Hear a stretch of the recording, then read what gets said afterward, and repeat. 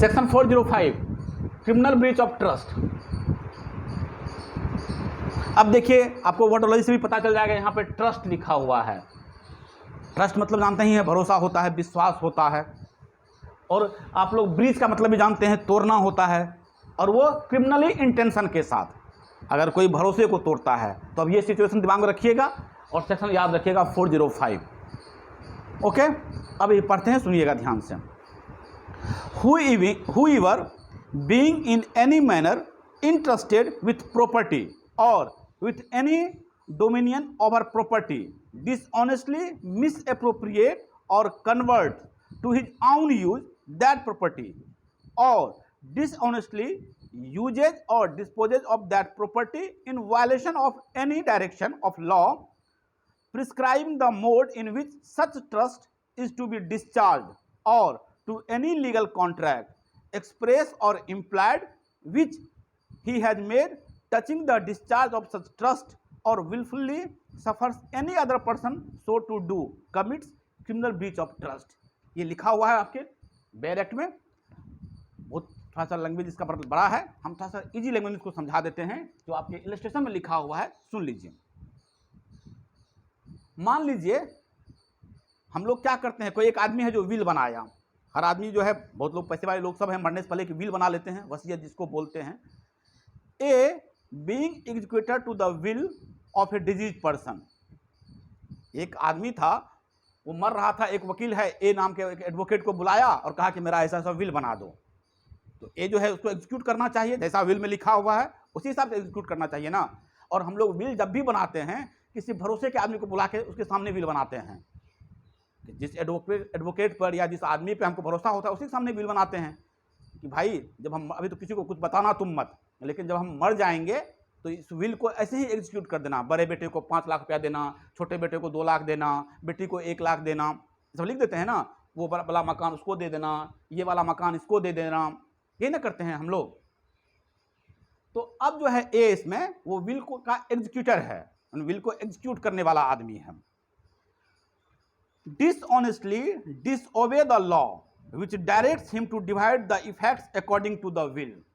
अब वो क्या करता है, जिसको जिस तरीके से उसको डिवाइड करना था वो नहीं करता है। ओके, लॉ को तोड़ता है। जो विल का जो नियम है कि जिस तरह से विल लिखा गया है उसी तरीके से एग्जीक्यूट होते हैं, जो विल का अपना नियम कानून है वो उस तरीके से क्या करता है, नहीं करता है। डिसऑनेस्टली, जानबूझकर, ठीक है ना। And appropriates them to his own use, और उसमें क्या किया बेचारा, अपना नाम भी लिख लिया। Okay, A has committed criminal breach of trust. उसमें प्रॉपर्टी देना था बड़े बेटे को 5 लाख, वो कर दिया 2 लाख लिख दिया, 3 लाख अपने नाम पे लिख लिया, ठीक है ना। या उसमें से या वो क्या कर लिया, खुद फायदा उठा लिया, तो हो गया क्रिमिनल ब्रीच ऑफ ट्रस्ट।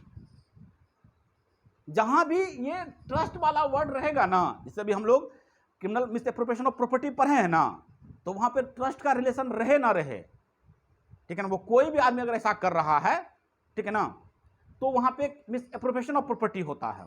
लेकिन जहां पे ट्रस्ट की बात होती है और आप किसी लॉ को या कॉन्ट्रैक्ट में जो एक्सप्रेसली इंप्लाइडली जो लॉ लिखा है उस बारे में, उसको आप अगर तोड़ेंगे तो आप पर सेक्शन 405 लगेगा, ठीक है ना। दोनों अंतर समझ में आ गया दोनों में, क्रिमिनल मिसएप्रोप्रिएशन ऑफ प्रॉपर्टी में और क्रिमिनल ब्रीच ऑफ ट्रस्ट में। क्लियर है पिंकी? हाँ या ना? हाँ।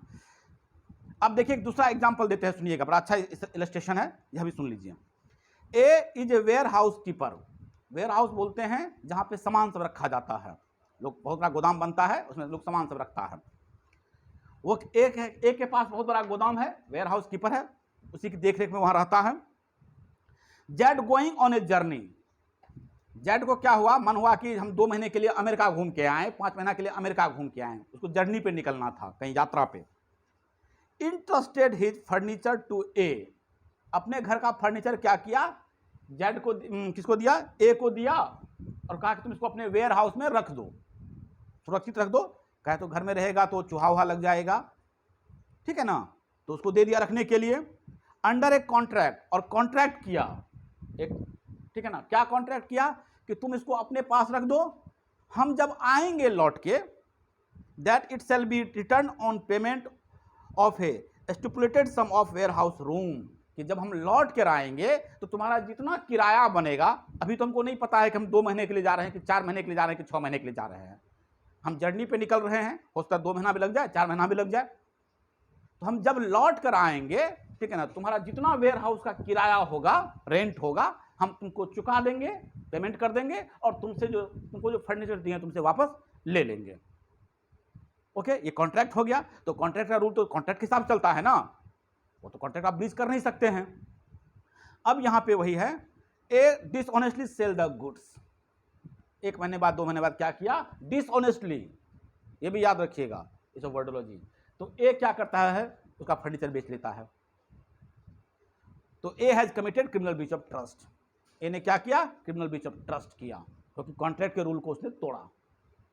जहां पे कोई लॉ इंप्लाई हो रहा है, ट्रस्ट का रिलेशन बिल्डअप हुआ है किसी भी कॉन्ट्रैक्ट से या किसी भी लॉ से, ठीक है ना, वहां आप अगर उसको ब्रीच कर रहे हैं तो क्या होगा, क्रिमिनल ब्रीच ऑफ ट्रस्ट लगेगा आपका। क्लियर, बोलिएगा, सेक्शन क्लियर। और इसमें जो सजा है सेक्शन 406 में, इसका जो पनिशमेंट दे रखा है सेक्शन 406 में दे रखा है पनिशमेंट, 3 साल या फाइन या दोनों। Whoever commits criminal breach of trust shall be punished with imprisonment of either description for a term which may extend to 3 years or with fine or with both. Clear?